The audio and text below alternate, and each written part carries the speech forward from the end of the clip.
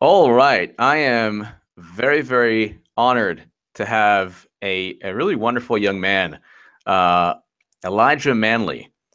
And I just want to make sure everybody can hear us.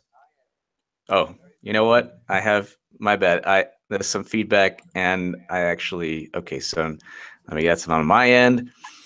Can everybody hear me and Elijah? Can you say hello to everybody? How you doing, everybody? All right.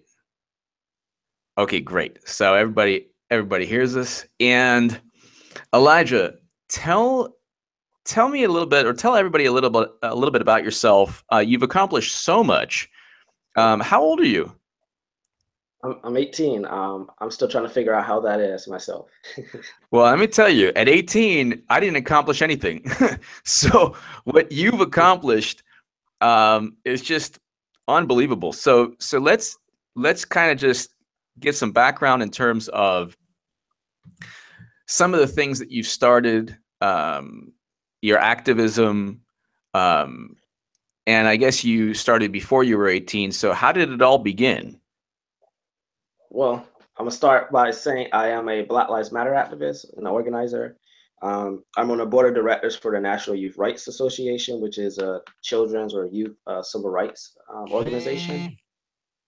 President of Continental Youth Assembly, which is a upcoming youth organization. I just created an alternative media outlet called Halt Press. I'm doing too much, which just launched last month. Um, Created in June actually, and I'm doing everything too much. How it started, I'd say it started about 5 or 6 years. My entry into activism and politics. It was a very bumpy entrance. I started out really establishment, I think, or but I always had that part of me that was, not that seen something wrong with the system. And I decided to, leave establishment politics, leave the Democratic Party, and I joined the Green Party. I'm currently on the Green Party's national committee. That was really quick. Within 4 years, I managed to become go from being a local member to now a national committee member. And right now, I'm running to be on the Green Party steering committee as one of the leaders of the party, one of the 7 leaders of the party. So I say I also ran for president of the United States when I was 16 years old. I know some people are probably wondering how you can do that and not be 35, but there's so many loopholes in the system. And I said I might as well exploit those loopholes and bring what I have to the table. But I'm doing a lot of things right now. I'm running for school board in Broward County, Florida right now. Currently, we're trying to prepare for this super hurricane typhoon that's about to hit us really soon. So I'm focusing on that. Well, that's just amazing. I think there's a lot of people because I have a lot of conservatives who watch the channel, and I think whether it's Fox News or just there's some kind of misinformation about Black Lives Matter in terms of so this is I'm a Bernie Sanders supporter, hardcore. There's a lot of progressives, a lot of independents, a lot of conservatives who watch the channel. Some people on the right have perhaps a skewed viewpoint on Black Lives Matter. Could you kind of give, um, kind of maybe like educate or give people a sense of what Black Lives Matter is about, and how it is. Some people say it's violent, or how it's not violent, and how it's more about civil rights than anything that Fox News says it's about. Definitely. The first thing I want to say is I'm also watching the live chat too, and I'm not really angry at a lot of people because when people don't have the information or they don't know about these organizations, they tend to make outbursts about it. So I'm not really angry at them, but I would like to have a civil discourse with them here. And the first thing I would like to say is the same thing was said about Martin Luther King, the Black Panthers, and other Black civil rights organizations. They were called terrorist organizations. They were called divisive, violent, many of them. And they were only trying to do one thing, accomplish civil rights for different groups. So I think the media also plays a big role in this look they giving people on what Black Lives Matter is. Black Lives Matter is nothing more than another civil rights organization, activist organization that tends to, or that seek to fight for justice for African Americans and all oppressed groups all across the world in every country. Black Lives Matter is a group that wants to end police brutality, that wants to see affordable housing, or in my case, I want to see universal and free housing for everybody. And I know these are, ideas some people will see as super liberal or super far left or whatever, communist, socialist, whatever, these terms that are nothing but divisive terms created by the oligarchs to keep us all fighting for the crumbs that they drop. Um, it's a civil rights organization. Black Lives Matter is not a violent organization. That's just what the corporate media wants, so they continue to divide us so that we're fighting amongst each other. Yes, there have been several violent incidents in the past where, provocateurs have came onto the scene at several protests and done something that caused it to turn into a riot. I was at a protest before in another state. I think it was Maryland or Washington, D.C. And we were at a protest that had Black Lives Matter, it had people from Antifa or the Black Bloc protesters in other terms. And it was a general peaceful protest, a peaceful march. And then there was somebody in the crowd that was a provocateur. Nobody knew who that person was. And that person ended up throwing a rock to the cop. And when they threw the rock to the cops attacked the peaceful protesters. And you know how the media covered it? The media covered it as Black Lives Matter turns violent on police officers. So I say never trust anything that comes out of the corporate media's mouth. They're nothing but mouthpieces for the establishment, and they don't want to do anything but divide the people and cause us to fight over crumbs. So the same thing with Antifa. A lot of people have this thing in their head where they think Antifa is an actual organization or group, which is not true at all. Antifa is an ideology that people have. The people that we see and we refer to as Antifa are called Black Bloc protesters. Black Bloc protesters cover their faces because they do that to conceal their identity so the state or violent Nazis don't dox them or attack them. During the 1930s and during Nazi Germany, there were other groups, Antifa groups or anti-fascists or Black Bloc protesters in other terms, similar terms. They used the same tactics to fight off the Nazis. And they were the brave people of that time that helped save millions of people probably. And it helped in the fight to take down Nazi Germany. And we're in those times now where we have a racist criminal justice system. We have a racist state. We have a classist state. We have rich people getting richer while, we're left with crumbs to die out here and fight each other. And then they go on the media every day and they say looters and rioters. But the same people that call BLM terrorist organizations or attack us, they don't really know the goals of the BLM. They come out with these conspiracy theories of BLM is funded by George Soros and all of this stuff, which is not even true. If that's the case, George Soros owes me a lot of money. If that's the case, I'm still waiting from our overtime check. If that's the case, but you just look at the criminal justice system and all the disparities in it. There was a study done by the St. Petersburg blog, I believe, or Hillsborough Times, one of the Florida West Coast organizations, media organizations, that showed the large disparity in Florida of criminal justice activities. But that's just South. In the South, in the southern part of the United States, is very red against poor people in general, and the poorest people, the minorities, get it harder. So it's not just about race; it's about everybody.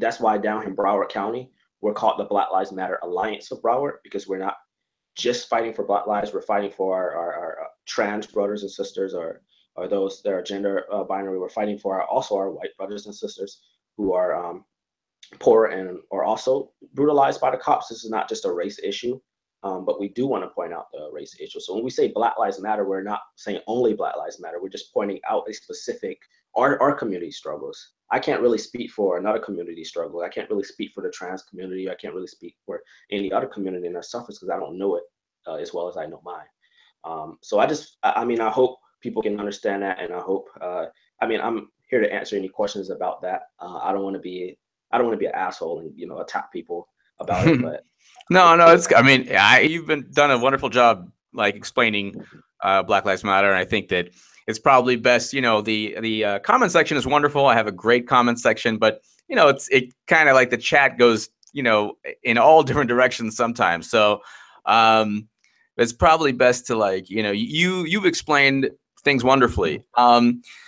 In terms of South Florida, Miami politics, what are your views of the Democratic National Committee, Bernie Sanders, Debbie Wasserman Schultz, 2016? What the heck happened, Elijah? Well, we've seen democracy I'm sorry. We've seen democracy go down the drain for sure. That's what we've seen. I'm down here in what people like to call Debbie Wasserman Schultz land, and elections down here are rigged all the time.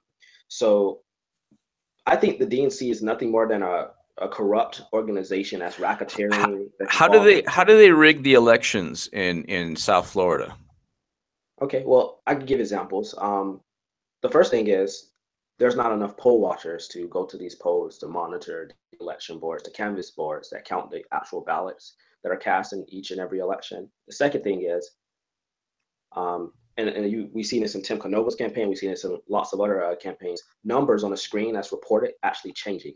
I don't know if that's something with the supervisor of elections office or that's something with the state or however that is, but a candidate's votes don't just drop from 125,000 to 60,000 in 2 minutes. Then there's something really fishy about that. Or the numbers they actually post on the door, because in Florida they're required to post the actual tally numbers of how many were voted and counted at each precinct on the door once voting ends. The numbers on the door does not match the numbers that are reported. Like if you Google the results, something's really fishy about that. Um, and the fact that there's been no investigations into it, or those investigations close very quickly, or there's some backdoor deals, to me is very fishy. I think if they want to talk about Russia hacking the elections or whatever that is, let's talk about domestic tampering with elections. Let's talk about people like Debbie Wasserman Schultz, who are probably tampering with elections as well. How does she win her re-elections? That's a question I'm still asking myself. Um, and it's the same with many politicians down here in Florida and South Florida. We can't just have ballot boxes just going missing like that and being found in the ocean, and then it gets no media attention. Or we can't see ballot boxes just being hacked pretty much. And I think that's what's happening. I think there's a large scale amount of voter fraud happening in South Florida with tampering with voter machines. I mean, I can't prove it, of course not, because they're really good at covering their tracks. But just last year, there was actually a employee of the supervisor of elections office that came out and said that there was cheating for Hillary Clinton. So as you see, I'm not a left-wing liberal or anything. I'm calling out both sides. And this person, that poll watcher, said that the election in Broward County was rigged against Donald Trump and for Hillary. She was probably going to win the county anyways because it's a blue county. But it just goes to show you that there's cheating and cheating for the popular vote, which determines the electoral college in Florida. So yeah, it's a wide scale thing in the DNC. It's not something new. It's been something that's been happening for years and years, and it happens on every levels, from presidential elections down to city councilmen, and now they're trying to interfere with my school board race. They're trying to. How are they trying to interfere? So they're trying to interfere with your school board race. How are they doing that? Well, that's the Democratic Party that's trying to interfere in my school board race. So school board races and judicial races down here are nonpartisan. By state law, they're required to be nonpartisan, meaning there can't be like Democrat for judge or Republican for judge or any of that for school board, because education and judicial is too important to be partisan. So by state law, I can't declare on my campaign during my campaign, or I can't declare on my campaign literature, what political party I am in, and I can't really participate in too many political party activities. However, the Democratic Party knows this, and they know that I'm agreeing. And down here, the Democratic Party is like this very big gang, this mafia down here. They're all close, and if you're not, it's a club and you ain't in it type of mentality. And if you're not in it, really, you're not in it, and they're gonna make sure you don't get elected. And what their party is doing is they're deciding they want to bring up my party affiliation, and they want to bring up things that don't really matter. Like right now, we have 2,752 homeless students in Broward County, and we have a $3 billion school board budget. Wait, how many homeless students does Broward County have? 2,752. That's only the students that reported. I'm pretty sure 2,752 homeless students in Broward County. This is Debbie Wasserman Schultz's district? Yes, and 51% of those students are in elementary school between pre-kindergarten and 5th grade. Oh my God. And those are the issues we should be talking about. But instead of talking about those issues, the Democratic Party, specifically the chair of the Broward Democratic Party, Cynthia Bush, who's nothing more than a tool for Debbie Wasserman Schultz, has decided she wanted to slander my campaign. We actually had text messages of one of her political staffers in the Broward Democratic Party actually um, colluding with people and telling them, he's not going to win, and we're going to make sure he's not going to win. I don't know how they're going to do that, but I can only think they can make one only think. Why is the chair of a political party in the county colluding over a school board seat? I think there'll be bigger issues to So talk so about. so the Democratic Party in Miami is trying to interfere in your school board race. Yes. I don't know what they Unbelievable. want.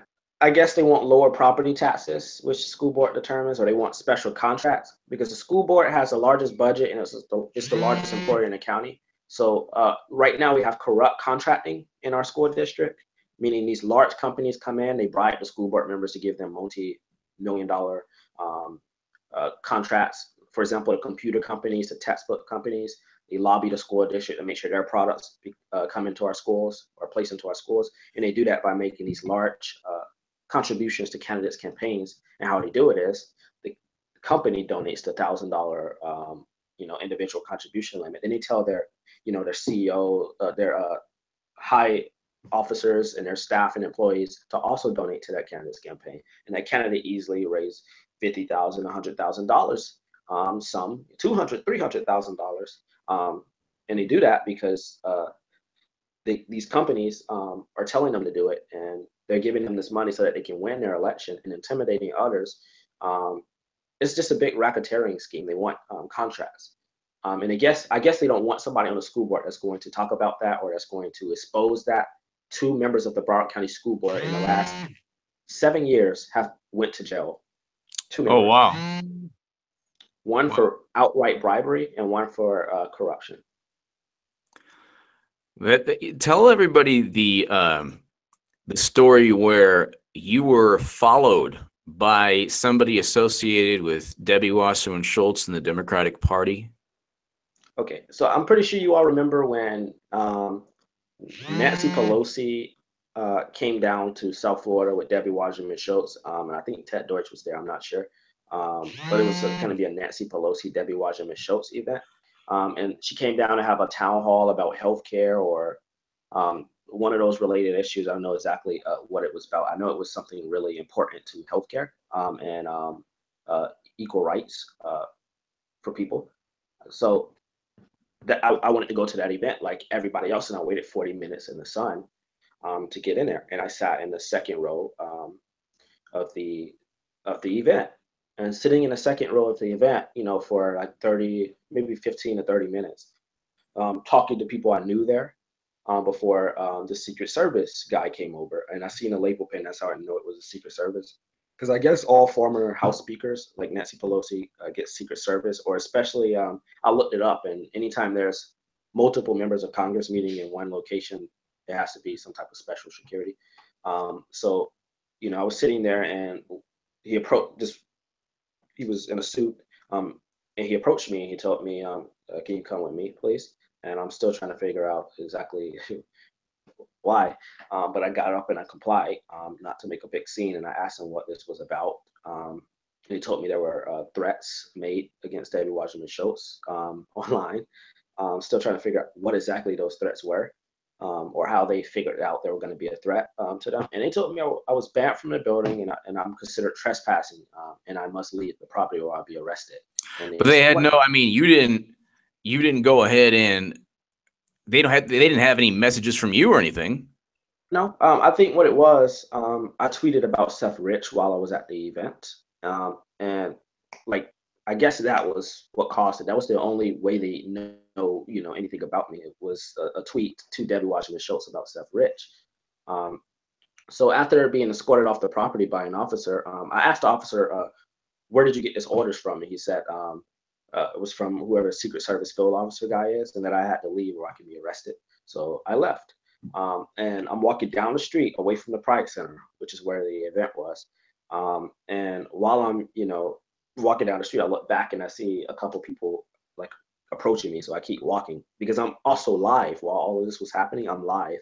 There's a live stream of this, I think, still on my Twitter. I retweeted tonight of the entire encounter. Where do you So have that? Do you have that live stream? yes, it's on my Twitter. I actually retweet that right now as Okay. I speak. Let me go back on my Twitter. But as I was walking down the street and I was live while all of this was happening, um, I just kept walking. I turned around. I see one guy in like I want to say formal, but not like super formal clothes. One guy was like formal, and the other guy had like something like what I'm wearing, like a polo shirt and black pants. And then the other guy, I recognized him. He was one of the other Secret Service guys, and he had a pen, and I seen him, dressed up pretty nicely. So I kept walking, and my phone was about to die. So I went to my school, which was about a mile away from the Pride Center. And I waited at my school, and I called an Uber. And we're going downtown so I can go to the library or and stay in the library, until I feel safe to go back out. While I'm going downtown, my Uber driver turns to me and asks me if am I expecting somebody, and I didn't know what he was talking about. But then I look back, and there's this car like literally telling us, like, it's so close to the car, like every turn we make, I'm like, this is just crazy. What kind of So what kind of car was it? it was a white car, which is like ridiculous. Like if you're going to be following somebody, at least be standard. But it was a white car. So I went into the library and I stayed there, and I stayed there for a while, like an hour, just to stay clear. If I'm tweeting about Seth Rich, I don't want to be the next one. So I stayed in the library for a little bit, and after an hour, I left, and my phone was dead after that time. I didn't have my charger on me, so um, I couldn't call another Uber. So I had to walk to the bus station, which was like a quarter of a mile away. Um, and I'm walking there, and I see like literally the same white car. And then I'm like, okay, this has got to be a coincidence. Maybe I'm just going nuts or something. So I get on the city bus at the bus station, and I'm going home. So that white car was waiting for you outside the library. Yes. Oh my And God. at first I'm thinking, like, am I just going crazy, or am I seeing things, or is this just like really happening? After I get on my bus and I get off the bus and I'm going home, it's the same white car. Who When was in? Were there multiple people in there or just one person? I think I could only like point out that there was one person. I don't know if there was somebody else. I don't know if whoever was driving the car, I don't know if it was a Secret Service person, or it could have been, a private investigator they hired to follow me. I don't know exactly who it was, but I know it was following me. And at that point, I was like, okay, I'm not going crazy. There's definitely there's definitely something going on. Now that's just literally like one event.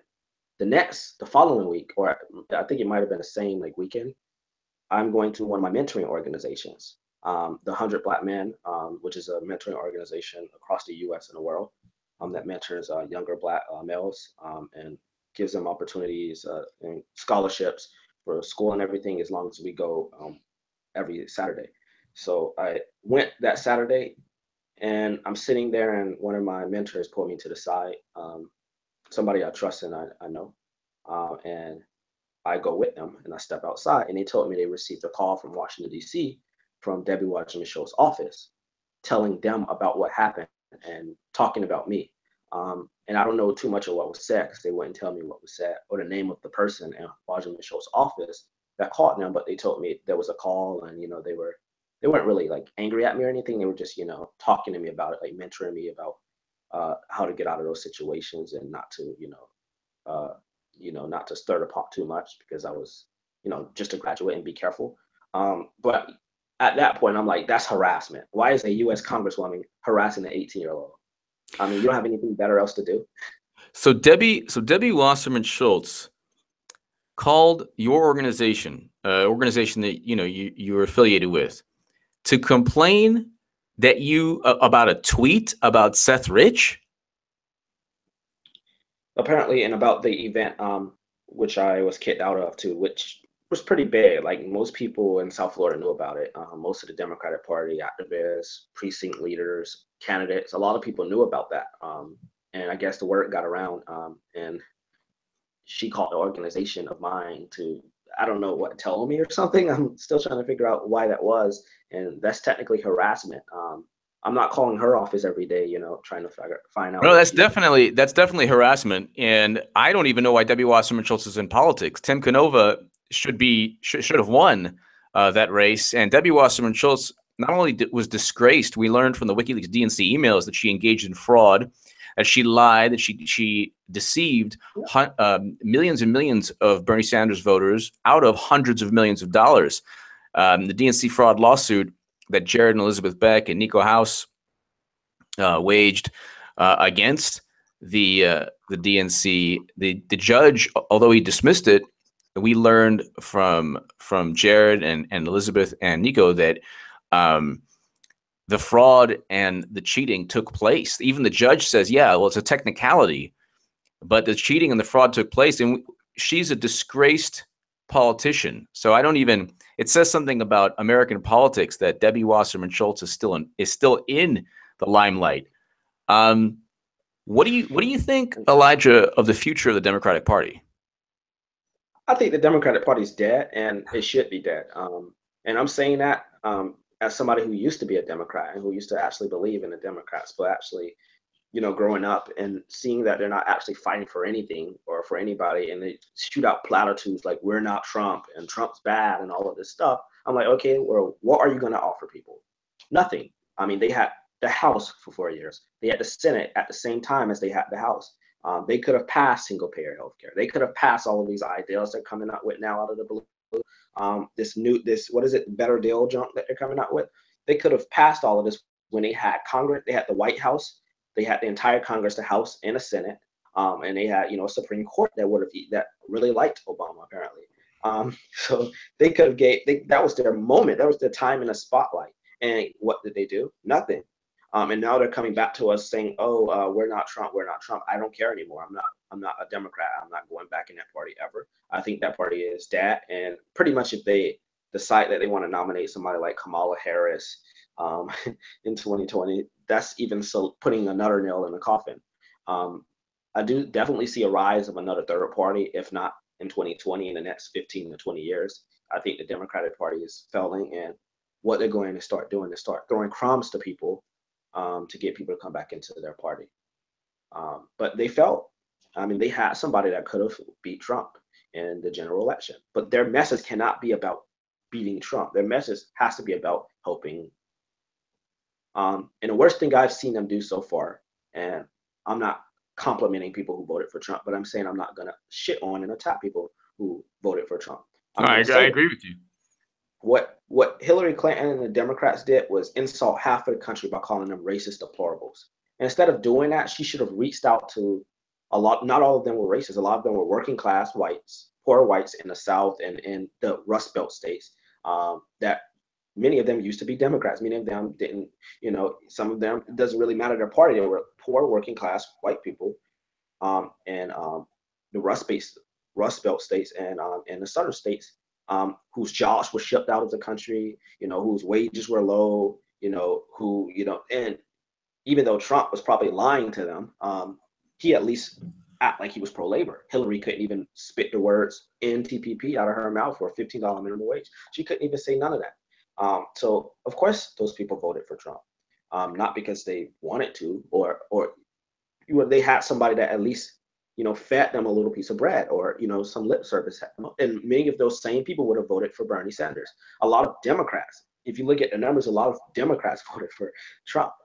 8 million, I think someone said it was. I don't know the accuracy of those numbers, but a lot of people that voted for Obama didn't vote for Hillary this time. So not everybody's racist deplorables or whatever, but a lot of these people were hurting, and they really need somebody that's going to stand up for them. They really need somebody who's going to give solutions to their issues. What Hillary Clinton said to West Virginia was "fuck you." That's all she said. Instead of that, she could have, gave jobs to those people. A lot of those people are working, they're working in the coal industry, and I'm not for coal. I'm for 100% renewable energy. But at least if I was in the White House, or if I was running for president, which I was, or if I was like the Democratic nominee or somebody bid, I would propose a 100% renewable energy jobs program, pretty much. In the first state I focus on would be West Virginia, because they hurt the most if we got rid of coal and fracking and natural gas and all of those energy sources we currently use. The first thing I do would be focus on that state specifically. And it'll be a transition over a period of time. Hillary didn't have a plan, and she cheated.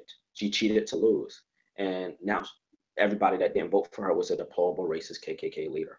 That's not true. Yes, of course, there are many people that are very bigoted and racist on that voted for Trump, but it's the same on the Democratic side. There are some same people who are bigoted and racist. Hillary Clinton, have they forgotten who Hillary Clinton's husband was? Um, Bill Clinton, who signed the crime bill of 1994, which led to mass incarceration of the Black people in the South and all across the country, private prisons. Have they forgotten who she and her husband was? So, it's not enough to be anti-Trump. You have to be pro something. And I don't see the Democrats being pro anything. And now the Republicans are just tearing the damn country apart. And the Democrats are just sitting there letting them because they want to have it their way. And now the country's just going down the drain because we can't unite, because there's nothing to unite behind right now. There's no plan. There's no way to vote against war. There's no way to vote against imperialism. There's no way to vote against genuine actual racism. There's no way to vote against neoliberalism and privatization. We get the same things over and over again. So a lot of people like to go around and they like to say, vote against something, or we want to do this and we want to do that. But there's no way, no matter who you vote for, voted for Barack Obama, you got the same thing. You still got a right-wing healthcare plan. You still got, Obamacare, when we could have had single payer healthcare. Government funded healthcare people keep saying they don't like, which many other countries in the world have, and they're living comfortably in right now, and they're spending less. You're still going to have an overbloated military budget. You're still going to have war. You're still going to be dropping bombs in countries all across the world: Yemen, Syria, Iraq, Afghanistan, Somalia, Palestine. We're still going to be giving $38 billion a year to Israel unnecessarily, and Saudi Arabia now. So both sides are liars. Trump, liar; Hillary, liar. And people need to stop voting for those people, because they get these demagogues because, maybe that person's unlikable, but they're better than the other person. They're at least giving them lip service, or they seem like they're reaching out to the working class, but they're actually really, really terrible. So we need people that are going to not be terrible, and they're going to be genuine people who care about the working class. And I think Bernie Sanders actually was that person in 2016, but the Democratic Party wasn't smart. I agree with you. I think that there was a moment in time, a small little window in time, where the Democratic Party wasn't completely fractured and dismantling. And there was a moment where, had Bernie Sanders not been cheated, the progressives and the Bernie Sanders voters, and Jill Stein voters too, a lot of them, would have voted for Bernie. The establishment Democrats would have voted for Bernie. If you had a united Democratic Party, you would win Wisconsin. Wisconsin hasn't voted for a Republican since 1984. And Michigan and Pennsylvania haven't voted for a Republican since 1988. They voted for Obama twice and Bill Clinton twice. Yet they blame the Russians. Blame the Russians for that. Exactly. And that's the thing. I just, at first I thought, Elijah, I said, Democrats, once they lose to Trump, they're going to then think in their minds and say, oh my God, I have to look in the mirror. Maybe Bernie was right. Maybe we need to kind of move to the left, have an anti-war movement, break up banks. Instead, they dug their heels in even more, blaming Russia, even more on war. What do you think? Do you think that it's going to take? Because I happen to think the only way, I think that Trump's going to win in 2020, because I don't think Democrats have anybody. They're not going to let. I spoke to Jared and Elizabeth Beck. I had 2 interviews. I had very privileged to have 2 interviews with Jared and Elizabeth Beck. With Jared Beck twice, and then Elizabeth Beck, the 2 lawyers who battled the DNC. And I asked Jared, what are the chances they cheat Bernie Sanders if Bernie runs? And he says 100%. So if there's 100% chance that Bernie is cheated, I'm sorry? 101. 101. 101%, exactly. So then, like you said, you and I both agree Kamala Harris is not going to defeat Trump. If Trump goes to... Matter of fact, she took a campaign contribution from Trump when she running for Attorney General of California. So she can't stand on the same debate stage as him and debate him and genuinely be any She's just Hillary Clinton with black skin. Exactly. Well, my question to you is, what happens to the quote unquote progressive movement, whatever that means nowadays? It's so fractured. What happens to Democrats or liberals or progressives if Trump, because I think he's going to win again, um, in 2020, if Trump wins again, you think that's the opening for the future Elijah Mannings of the world to actually completely change the paradigm and groupthink within progressive movement?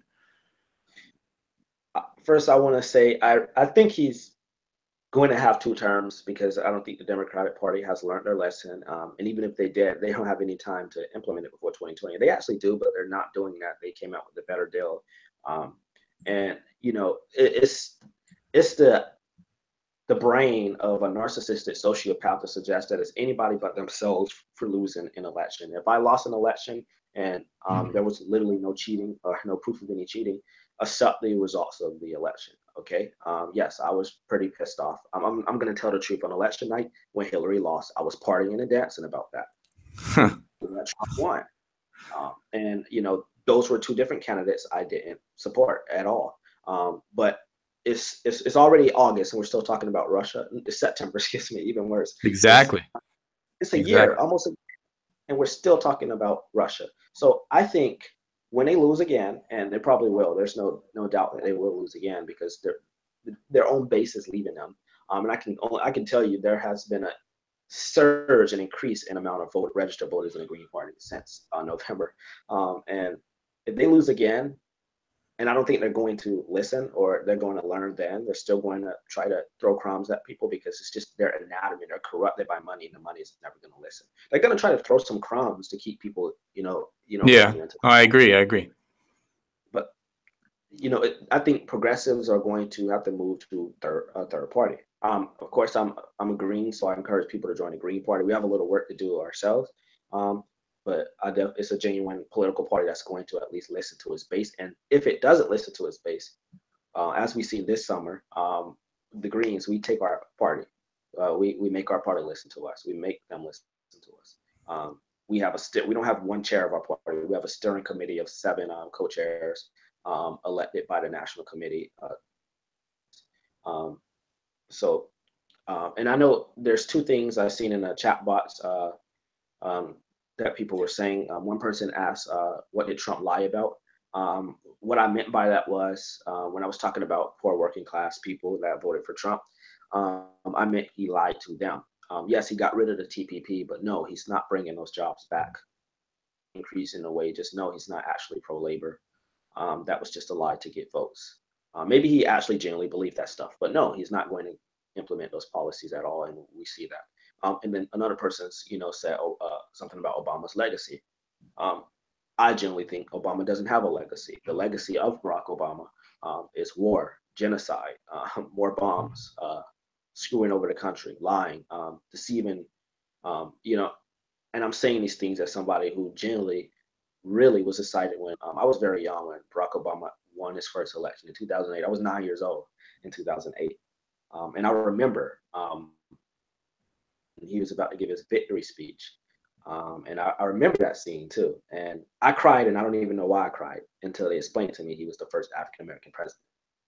Um, and, there was a partying on the street, and it was pretty late and everything. But I genuinely felt like, things were going to go good from there. And as I grew older, I seen this is a load of shit. And in 2012, I said, this is a load of shit. I was young, but I understood politics. And in 2016, I knew this was definitely a load of shit where we're getting. And I was not going to be supporting either of the two because I knew it was just a trick. It was a game. Well, I mean, I agree with you, and it took me till my 30s, my mid 30s, mid to late 30s, to get to where you are at 18, in terms of being savvy enough to understand what's really going on. I know that you're big into the Green Party, and I know the Green Party is very interested in protecting whistleblowers, and they value WikiLeaks and Julian Assange and a publisher like WikiLeaks. What are your thoughts on the revelations that WikiLeaks gives us exposes criminality, exposes so many things from cheating Bernie Sanders to the reality about the Iraq and Afghanistan wars to mass surveillance. And it just seems that instead of, as a society, saying, okay, thank you, WikiLeaks, you're doing something the Washington Post is not doing. You're doing something the New York Times is not doing. They're serving as a public relations firm, and you're actually exposing, really speaking truth to power. Why is it that the Democratic Party, and especially liberals or progressives, of people that generally, like you and I, would initially, maybe years back, see eye to eye with, what is happening with people on the left that they just can't realize or they can't accept the fact that whistleblowers or publishers like WikiLeaks expose criminal behavior? What is it because it with? was Go on. because it was done to a Republican. I remember when WikiLeaks was exposing the Bush war crimes, and the Democrats and the liberals were all really happy, clappy, clappy, let's impeach Bush and everything, which of course Nancy Pelosi wasn't going to do. But now that it was the Democrats, it was like, oh no, you can't do it to us. You can't do that to us. I think WikiLeaks has done an incredible service to this country and to the people, and it should be. I think it's completely constitutional, and it should be the right of the people to know information about everybody that runs for public office, especially president. We have the right to know everything about them and what they're doing and what their actual positions are. We can't have people with, you know, um, personal and we can't, or you can have personal beliefs, but we can't have people with a public and a private position. That's just not ethical at all. Just say what you believe, and people will approve you as you are.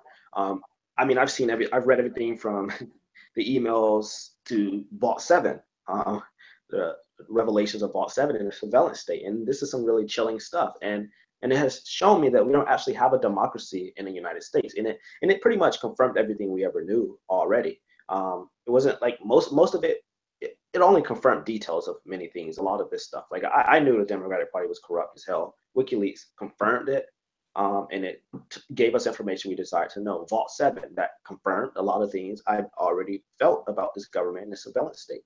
Why is our government infringing on our civil rights, and spying on everybody? Why do they have every email, text, phone call, everything we ever watch and see? Why do they need all of that information on everybody in this country? To me, that is wrong, and that surveillance state should end. Um, and another thing I'm going to say, and I don't want people thinking I'm protecting Trump, because by all means, hell no, I really No, I genuinely mean, think like, that's the thing. I mean, but that's also what I don't like. It's like, people don't understand, especially on the left. If you say something, that, let's say Trump is doing something good, or it's not like you're just speaking a fact. It's not like you have a duty or obligation to either protect or not protect. But so, I mean, yeah, I mean, you don't have to even qualify that. so so what I meant, I was going to say that I know Trump is doing a lot of shit, but right now we're seeing an attack on him by the deep state. And I agree. yeah, he's the guy that's not stable, to be president. But I think,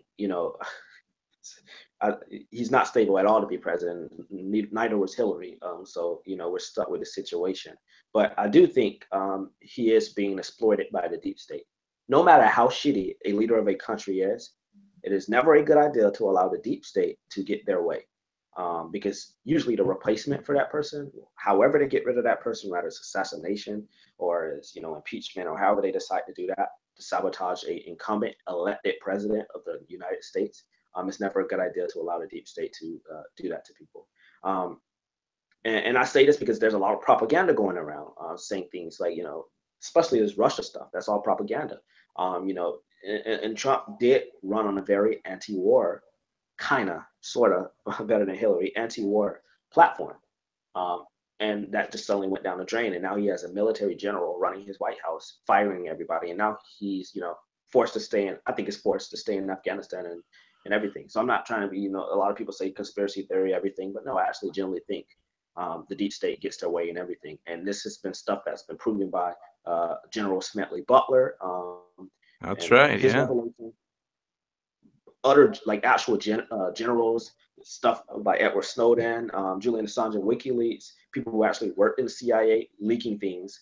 Um, you know, what's that? And I think there's other ways to get rid of incumbent presidents. When they get too bad, let's vote them out. but let's not allow the deep state to, sabotage a U.S. president, because that's never a good idea. Person they put up, it's not, it's 10 times worse.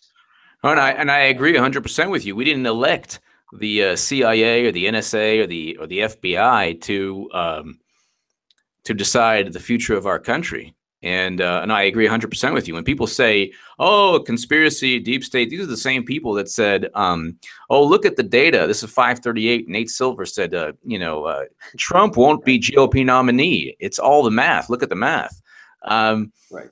But and you're 100% right. In fact, there's a former NSA. He's like a legend, a guy. His name's Bill Binney, and he has an organization, Veteran Intelligence Professionals for Sanity (VIPs), and it's actually former intelligence officials or former intelligence professionals who, along with a really amazing cyber analyst, Adam Carter, another person called the Forensicator, who actually broke this amazing story that Disobedient Media and Elizabeth Voss, fantastic journalist, broke.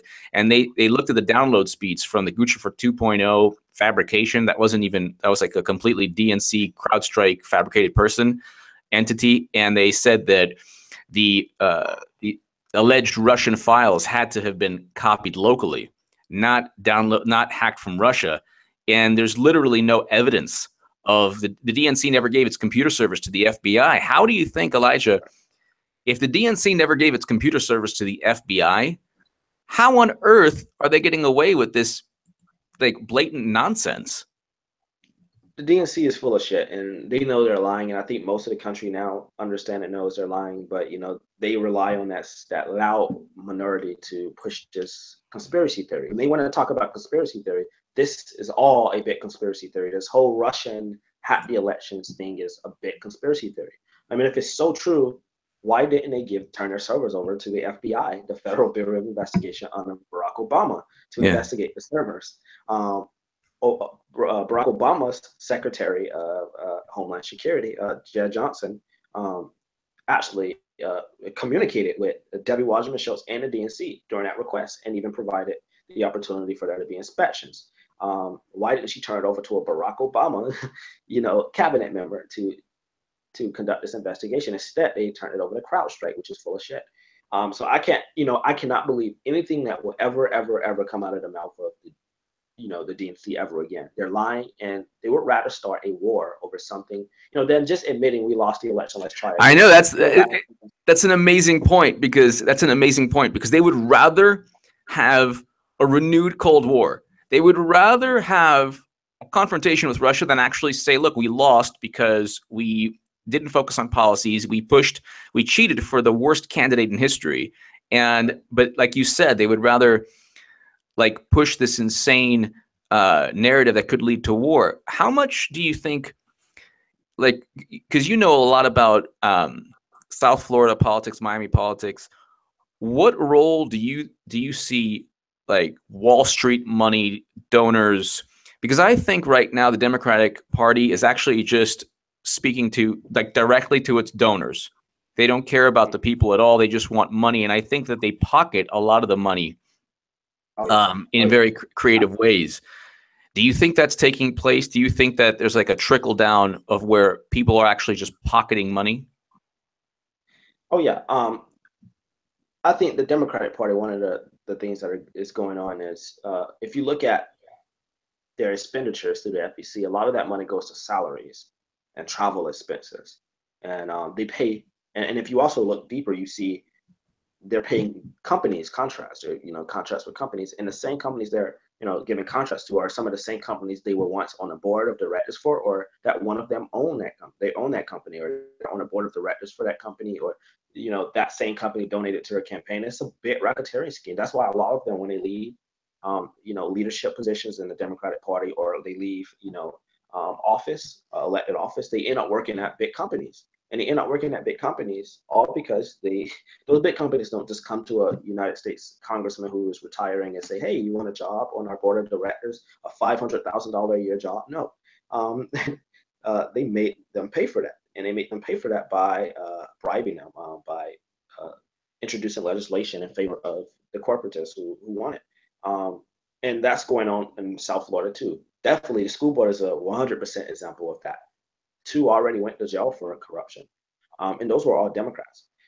You know, so the Democratic Party can't say, "Oh, it's Republican corruption in Broward County, Florida," because Republicans don't have any control in Broward County. So they need to own that. Yes, there are Republicans that do corrupt shit too. It's all a big scheme. It's not even two parties. It's just one big scheme. You know, of people who want to keep power, and they will go so many different ways to set up so many schemes just to keep power. And the biggest illusion they created in this country is this illusion of there actually being two different entities, two different political parties running the country, when in fact it's just one big old party, pretty much, the Democrats and Republicans, and they're fucking everybody over. And I say this to everybody. They don't give a shit about you. When I tell this to you, I really actually mean this. These people, I've sat in offices with members of Congress on a Hill, you know, when I was up there fighting for single payer and different things. Every time I go to DC, I go in their offices and I try to meet with them. They generally don't care. I had the door closed in my face by one congresswoman. I was talking about homeless people in her district, like actual people sleeping at her congressional office on the doorsteps in her district. Door slammed in my face. I'm sitting down. This one member of Congress writing down the notes. You know, probably would never ever do anything about it. They don't care. These people are literal business. Why do you think 50% of the members of Congress are rich? These are billionaires and millionaires. These are CEOs. These are business leaders and owners. These people are literally the private business sector, literally running the country. In every sense of that, literally. The rich are actually running the country, and they do that by running people from their companies for office and bribing those same people.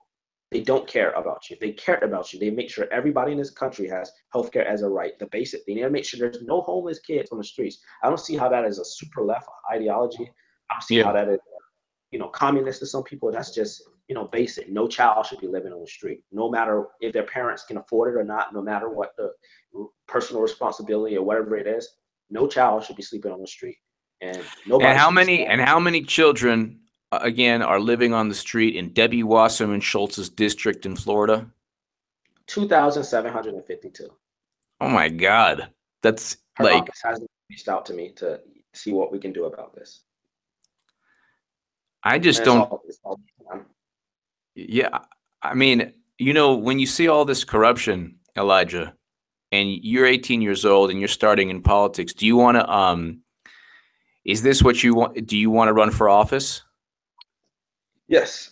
That's why I throw my hat in for school board. I mean, it's a very scary thing, you know, running for office, because there's so many ways they can intimidate people, and there's so many ways they can try to shut people down.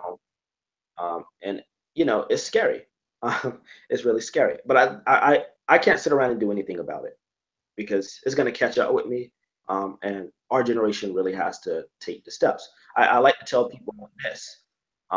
People want to say this left, right, everything. Yes, I find myself on the left or far left, or whatever people want to call it. However, I like to tell people that politics is not a compass. Politics is not a compass. Uh, Politics right now, currently, is about the rich. They don't give a damn if you're Republican or Democrat. They don't give a damn if a Republican or a Democrat is elected to office, because that same billionaire owns both. So I try to tell people we need to unite and start really thinking about taking back our country. Um, and we really do need to unite about around that. Yes, all have different ways of doing that, but we all, economic system we're under is hurting people. This economic system we're under is crony, is fake, is all for rich people, is manufactured that way, and it's not something new. It's been like that throughout the history of this country. This country has never been. So when they say "Make America Great Again," I like to tell people, tell me a time in this when this country was ever great. Was it, you know, just a few years ago when gays weren't allowed to do anything? Was it, you know, when we were called super predators? Was it during segregation? Was it during Vietnam War? Was it during when women couldn't? Was it during sharecropping when women couldn't vote? Slavery, genocide that founded this country. I tell people this country was never great. It's not that this country can't be great. It's that right now it's not great, and it has never been. And it's never been because the politicians we elect to office don't give a shit about the people. And when they get into office, their only duty when they get in office is serve the agenda of the rich people in this country. And they do that at every cost, everything possible. Kill, murder, steal, slaughter. They're ruthless, and they're ruthless for power. And if anybody really wants to have a successful career in politics, they have to be ruthless. And it's sad. It's really, really sad that people have to be that way. But I'm not going to be that way. I'm not going to be ruthless because that's not what the people want. The people want people who are going to fight for them and not throw out platitudes like stronger together or make America great again. Or, Yeah. Well, I mean, you have my vote, so you definitely have my vote. My question to you is, this is I guess, a pretty deep question because you and I both were influenced by Bernie Sanders, and why did Bernie Sanders endorse Hillary Clinton? And the way I see it is that it backfired in like just phenomenally backfired into a point where Democrats still lost, but when Bernie did that, his movement was fractured in all different directions. Like, the first question is, why do you think he did that? And second, do you think he realized the repercussions? okay, I want to tread lightly because, when I go up to DC, I do speak to Senator Sanders a lot. But I do want to say this specifically. Um, there's two reasons why I think this could happen. And again, this is just theoretical. I'm still trying to wrap my head around why that happened. One is because Senator Sanders has a re-election in 2018, and I'm assuming that he did that because he don't want the Democrats to try to really challenge him in 2018. That's possible. Another reason is he genuinely supported Hillary Clinton, which I don't think is actually the case. If you literally watched him on the floor of the Democratic National Committee, nominated Hillary Clinton from the floor, he was Yeah, no, crying. I remember. He wasn't happy. It wasn't happening. So, I think he was forced to do that. And I think the senator was forced to endorse her. We all know that uh, Hillary Clinton, the Clinton family, the Clinton mafia, I call it, has their ways, of dealing with politicians that don't do things their way. Like Kennedy, who was going to be running for Senate in 2000, they got him out of the way real fast so Hillary can run for that seat. And I'm not trying to throw out conspiracy theories or anything, but it's kind of suspicious. And I don't think someone who cheated somebody, I don't think somebody who's been cheated by a candidate in a political party is generally just going to come out and support that candidate, out of nowhere. I think there was definitely something that influenced it. Maybe there was some type of coercion that happened, which is the most likely thing that could have happened. The Clinton family are very dangerous, and they're really nobody to play with. I agree with you on that. One They thing have that the CIA behind them. They have the banks behind them. They have all the rich people behind them. People are going to do whatever they say. what I find dangerous is the groupthink. Like, on the left and right. I mean, on the right, you have, sometimes, I mean, I'm very happy that I have conservative watchers, very, very happy. But sometimes you get like really to the right, and all they talk about, like, even sometimes in the chat, I'm looking right now, I say, oh, BLM terrorists. It's like, no, Elijah Manning, if you're listening to him, is like the most intelligent, wise young man that you can ever meet. And so the groupthink on the right is one thing, and then the groupthink on the left is, like you're saying, like, don't go against the Clintons, don't ever say something positive about Trump.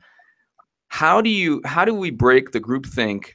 I guess on our side of the political divide, how do we break that kind of groupthink to where it's okay to criticize? I noticed one thing about Trump supporters: they do criticize Trump more so than people criticized Obama on the left.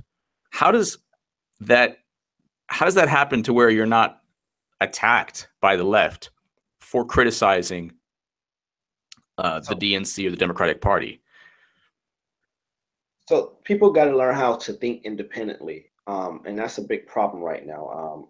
One of the biggest problems I'm seeing is people, have other people influencing how they think because it's popular or because and I don't like to do that. I don't like to think about something because it's popular. I don't like to support something because it's popular. I like to do what's right, and sometimes what's right is not always what's popular, and people do have to understand that.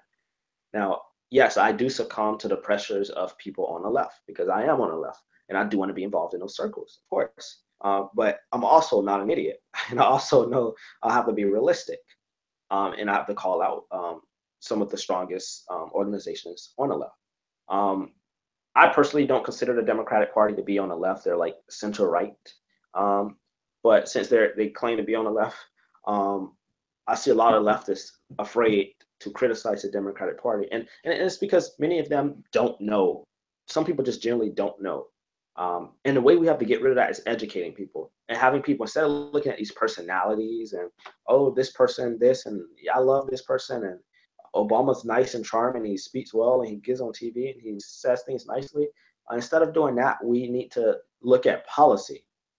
People don't get policy anymore. People don't look at, okay, how did this, person vote, or how did this person, what policies have they proposed? I ask people still to this day, what the fuck has Barack Obama done as president? I'm still trying to find out. Like, people going around, he's the best president, and Obama, we gonna miss him. What the fuck has he done? Yeah. Literally nothing. My life has not changed because of him. My life hasn't gotten any better because what has changed? Nothing. Nothing. I literally have seen nothing Obama did. Maybe he did one good, like a few good things. Maybe he, DACA, that was a really good thing. Now Trump took that away. Okay, maybe he, said let's do the carbon emissions thing. Nothing though. He has done nothing monumental. And this whole thing about, oh, it's because he had a Republican Congress is BS. Democratic Congress for 4 years. During his first term, he had a completely Democratic Congress for the first 2 years of that, which is the years he should have pushed his entire agenda through. Even then, when he had a Republican, when the House went Republican, he had a Republican Senate, so he could have made cabinet nominations when he had the Senate. So this thing about, oh, well, he had the Republican House and do anything after 2010 is also BS. The president, there's a list somebody made. That's actually a lot of power the president has to actually enforce laws without Congress. The antitrust laws, he didn't do that. He didn't break up the base. Yeah. He deported 2.7 million people, more than any other president in the history of Exactly. the United States. So, Yeah. since this, I'm still trying to figure out, okay, well, he didn't need Congress for any of that. All he had to do was direct whoever his attorney general was or whoever his cabinet member was, or he could have made cabinet nominations with his Democratic Senate who approves the cabinet, and put people in that would enforce the laws. But he didn't stand up. He was gutless, and he didn't stand up and do anything to help people. And they can't call me racist for saying that. Yeah. Well, let me ask you this. Why is it that when Obama deported people, the left stayed silent, but then when Trump does it, they think they have the moral high ground? Why are we so? Why are people on the left silent about war, deporting? Also, the one thing I love about the Green Party is that the Green Party has a renewal. What is it? 20 years from now, a vision for a completely green economy. Why don't the Democrats have a vision for a green economy? All they talk about is, oh my God, Trump with the EPA. Well, when is your green economy? When do you envision a green economy for the United States of America? Why don't the Democrats? Why aren't they forward thinking? Why are they always stuck in, being Republican light? They're bought by the same people, and the same people they're bought by tell them, hey, these are going to be the really shitty ones, and you guys got to be less shitty. And the way you be less shitty is give the people a little bit of crumbs, and they're going to shut up for a few years. That's all they have to do is give us a few crumbs, and we're going to fight for those crumbs and shut up, and we're going to be distracted. And they distract people with different forms of propaganda and doing things. And that's always how they've been doing it. I don't see any vision that the Democratic Party has. One thing Obama also could have done when he was president is he could have banned fracking when he had Congress. Now, that's not a crazy idea. That's something that we need to I agree 100% with you, and that's like something I always talk about. Right? And and he's talking about climate change, and he's such a hypocrite. We're about to be hit by the largest hurricane in the history of the Atlantic Ocean, and almost in the history of the country, and it's growing and growing. This hurricane is at 185 miles per hour sustained, and 220 miles per hour gust winds. That's more powerful than Andrew, Katrina, all of that. We're about to be hit by that in South Florida, and this is climate change to the When is 100%. that supposed to hit South Florida? Between Friday and Monday. Friday, I think Friday night or Saturday morning is going to, be big. And what So, category hurricane is it? huh? What, you know what category it is, or? It's currently Category 5, and they might need to create a Category 6 because this is growing Wow. and bigger and bigger and bigger. Wow. Are you prepared for it? I'm still trying to think. Should I? My dogs are not, making too much noise, are they? No, it's fine. It's fine. Okay. But I'm still thinking if I should evacuate. I know Miami-Dade is probably going to end up evacuating. And Broward, we're the last to do everything. And I know Monroe County and the Keys. So I'm thinking about evacuating, taking a vacation somewhere. If not, I might just stay down here and just die or whatever happens. But Well, it's I terrifying. suggest if you can take a vacation and, just protect yourself from it. Yes, because it's pretty powerful, and it looks like we're gonna be in, like, maybe the outer edge of the eye of the hurricane, and that's not a place we want to be at. Well, last question, because it's been really wonderful speaking with you, and I know that you are going to do really great things. I see this, and I'm 100% certain you are just going to be, doing really wonderful, great things. And I guess the last question is, how do you stay Elijah Manning? How do you stay yourself? The longer you are in politics, the more famous you become, the more you have accomplished, the more people want things from you. How do you stay the 18-year-old Elijah Manning when you're maybe 45, 50, 60, and you have maybe the stresses of Bernie Sanders or the kind of pushing and pulling of people? It's a very hard thing. I'm sorry, my dogs are like, Oh, that's cool. um, um, give me 1 second. I'm on the phone. I'm on the phone. Close it. Yes. So I guess the big question would be, okay, I'll see you around. All right, so I guess the big answer to that would be, and I know this is very hard and a pretty stressful thing to answer. How do you stay? Okay, I say this. I think of it like this. I'm in politics for one reason.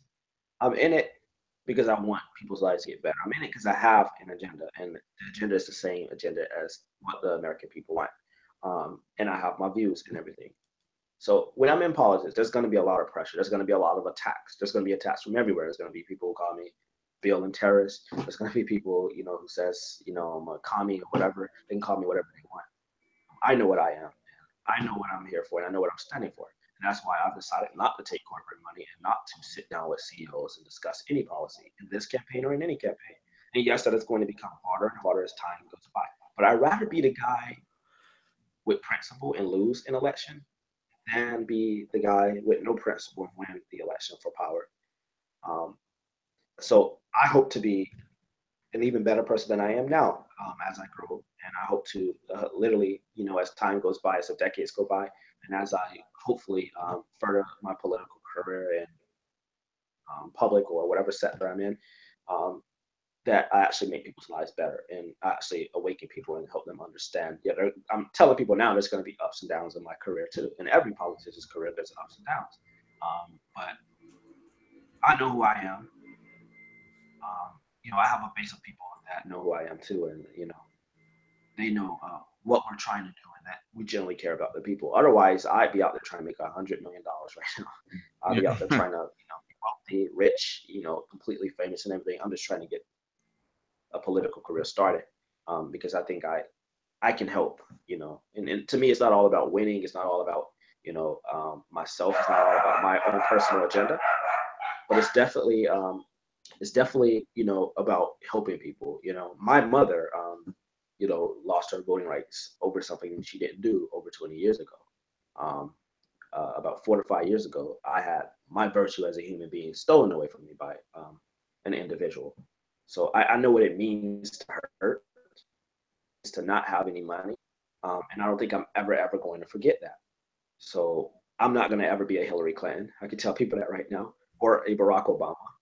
And I'm never going to censor myself. I might bite my tongue, but I'm never going to censor out the truth because people don't want to hear it, or because people think it's a harsh truth, or because, whatever their excuse may be. The truth is there. It must be said. And no matter what people say, we literally are on the verge of human extinction. We have climate change to fight. We have uh, Nuclear wars nuclear going on issues. around. Yeah. My dog is kind of saying some of the stuff. My dog knows that.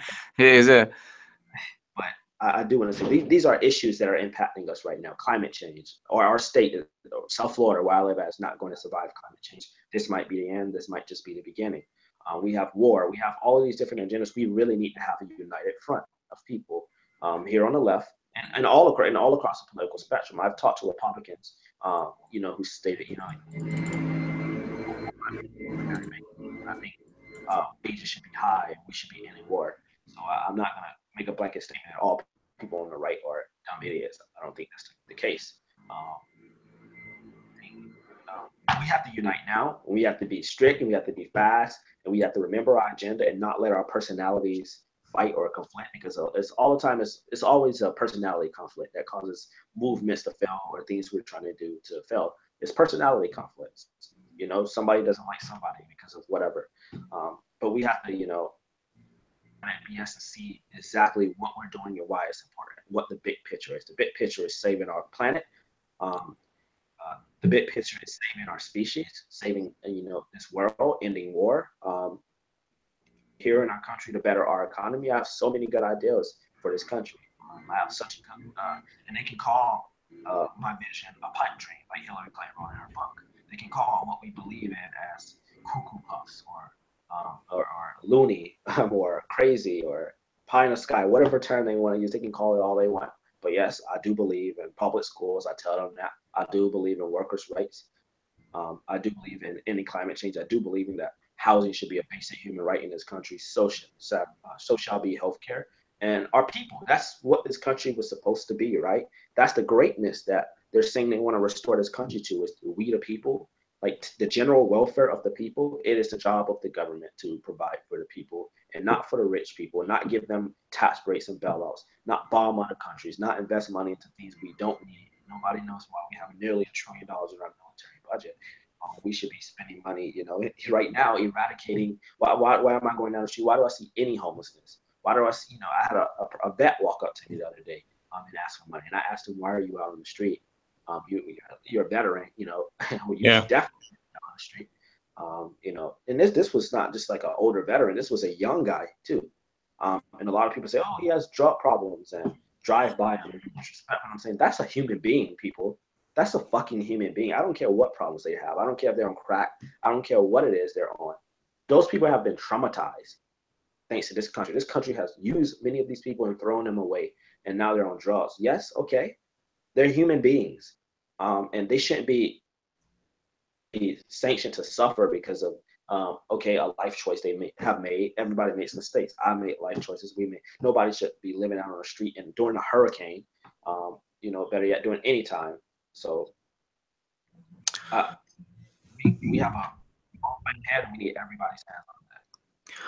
Well, Elijah, I want to just thank you for this really wonderful conversation. You are awesome, and I would love to have you back on to speak about all the great things that you're doing.